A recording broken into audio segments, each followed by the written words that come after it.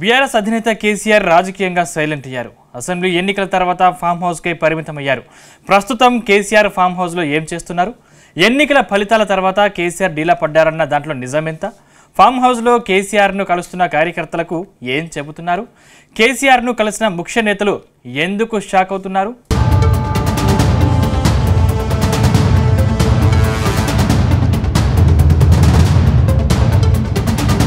తెలంగాణ ఏర్పాటు తర్వాత దశాబ్ద కాలం పాటు కేసీఆర్ రాష్ట్రాన్ని పరిపాలించారు.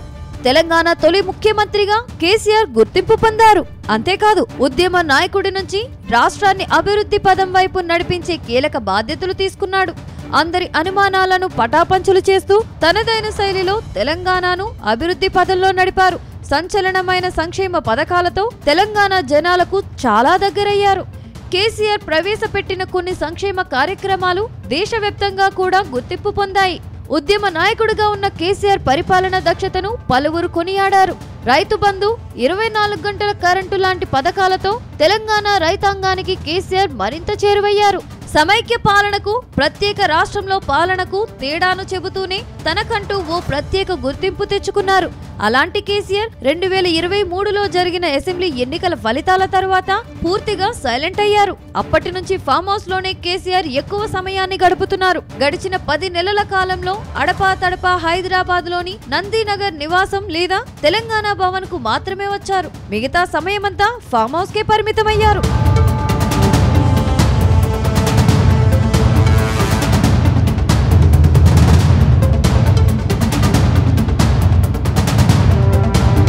ఇక కేసీఆర్ ఫామ్ హౌస్ లో ఏం చేస్తున్నారనే దానిపై తెలంగాణ వ్యాప్తంగా జోరుగా ప్రచారం జరుగుతుంది. ఓటమి తర్వాత కేసీఆర్ డీలా పడ్డారని కొందరు, ఓటమి నుంచి కేసీఆర్ కోలుకోవడం లేదని అంటున్నారు. ఇంకొందరైతే అసలు కేసీఆర్ అనారోగ్యంతో బాధపడుతున్నారని, ఇలా రకరకాలుగా తమకు ఇష్టం వచ్చినట్లు ప్రచారాలు చేసుకుంటూ పోతున్నారు. కానీ ఆ ప్రచారాల్లో ఎలాంటి నిజం లేదని బీఆర్ఎస్ వర్గాలు, కేసీఆర్ సన్నిహిత వర్గాలు చాలా సందర్భాల్లో కొట్టిపారేశాయి. ఇంతకీ మరి కేసీఆర్ ఫామ్ హౌస్ లో ఏం చేస్తున్నట్లు అని అందరిలో అనుమానం ఉంది.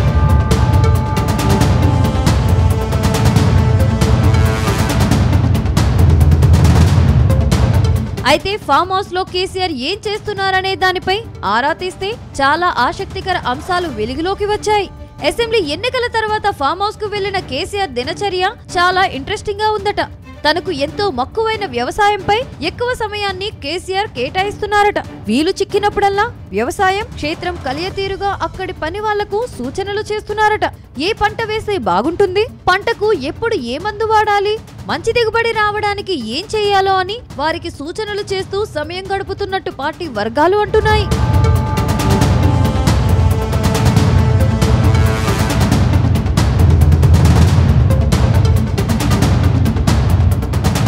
గతంలో ముఖ్యమంత్రిగా ఉన్న సమయంలో కేసీఆర్ కొంత అలసటగా ఫీల్ అయ్యారట. కానీ ఇప్పుడు చాలా ప్రశాంతంగా ఉంటున్నారట.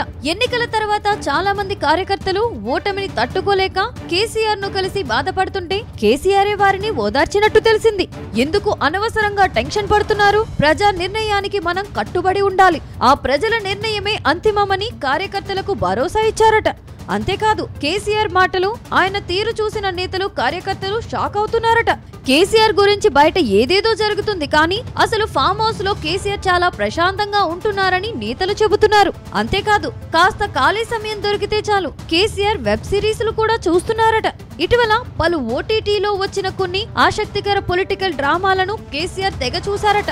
మరోవైపు ఇంకా ఏదైనా ఇంట్రెస్టింగ్ వెబ్ సిరీస్లు ఇటీవల రిలీజ్ అయ్యాయా, వాటి వివరాలపై ఆరా తీస్తున్నారట. తనకు ఎంతగానో ఇష్టమైన పుస్తకాలను కేసీఆర్ చదువుతున్నారట. మధ్య మధ్యలో తెలంగాణలో సోషల్ మీడియాలో వస్తున్న పొలిటికల్ అప్డేట్స్ ను కూడా ఫాలో అవుతున్నారట. జనాలు ఏమనుకుంటున్నారని సోషల్ మీడియా ద్వారా ఆరా తీస్తున్నట్టు తెలుస్తుంది.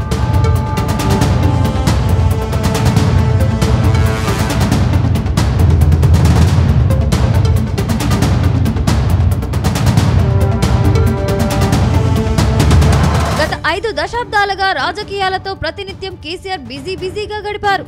మరీ ముఖ్యంగా బీఆర్ఎస్ పార్టీ పెట్టిన 2001 నాటి నుంచి మొన్నటి వరకు కేసీఆర్ చాలా బిజీగా మారారని ఆయన సన్నిహితులు చెబుతున్నారు. అలాంటి కేసీఆర్ ఇటీవల కాస్త ప్రశాంతంగా ఉంటున్నట్లు వారు చెబుతున్నారు. దీనికి తోడు కుటుంబ సభ్యులతో కూడా ఎక్కువ సమయాన్ని కేసీఆర్ గడుపుతున్నారట. ఈ మధ్య కాలంలో కేసీఆర్ తమకు ఎక్కువ సమయం కేటాయిస్తుండటంతో తెగ సంతోషపడుతున్నారు. గతంలో సీఎంగా ఉన్నప్పుడు తనను కలవాలనుకున్న సన్నిహితులకు స్వయంగా కేసీఆర్ ఫోన్ చేసి ఫామ్ హౌస్ కు పిలిపించుకొని మాట్లాడుతున్నట్టు తెలిసింది. మరోవైపు కేసీఆర్ రాజకీయంగా ఏం చేయబోతున్నారని కూడా అందరిలో ఆసక్తి నెలకొంది. గత కొద్ది నెలలుగా రాజకీయంగా పూర్తిగా సైలెంట్ మూడులో ఉంటున్నారు. సార్ మళ్ళీ ప్రజాక్షేత్రంలోకి వస్తే బాగుంటుంది. కాంగ్రెస్ పాలనలో జనాలు చాలా ఇబ్బందులు పడుతున్నారు. మీరు వచ్చి వారికి భరోసా ఇస్తే బాగుంటుందని నేతలు అడిగితే వారికి కేసీఆర్ నుంచి ఊహించని సమాధానం ఎదురైందట. ఇప్పుడే ప్రజాక్షేత్రంలోకి వస్తే కాంగ్రెస్ కు సానుభూతి రావచ్చు. కనీసం 10 నెలల గడువు ఇవ్వకముందే విమర్శలు చేస్తే బాగుండదు. అయినా అతి త్వరలో జనాలు కేసీఆర్ నువ్వు మాకు అండగా నిలవాలని రోడ్డు మీదకి వస్తారు. అప్పుడు ఖచ్చితంగా జనాలకు తోడుగా వస్తానని కేసీఆర్ అన్నారట. అప్పటి వరకు పార్టీ ముఖ్య నేతలు ప్రజలకు అందుబాటులో ఉండమని చెప్పారట. అంతేకాదు పార్టీకి అవసరమైన తగు సూచనలు చేస్తానని చెప్పినట్టు సమాచారం.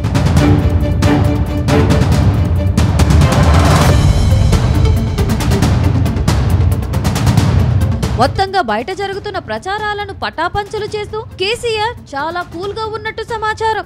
ఫామ్ హౌస్ లో తనకు ఇష్టమైన పనులు చేస్తూనే మరోవైపు తనను కలవడానికి వస్తున్న కార్యకర్తలతో కేసీఆర్ బిజీగా గడుపుతున్నారట. అతి త్వరలో మళ్లీ సార్ బయటికి వస్తారు, కారును పరుగులు పెట్టిస్తారు అని పార్టీ నేతలు ఆశాభావం వ్యక్తం చేస్తున్నారు.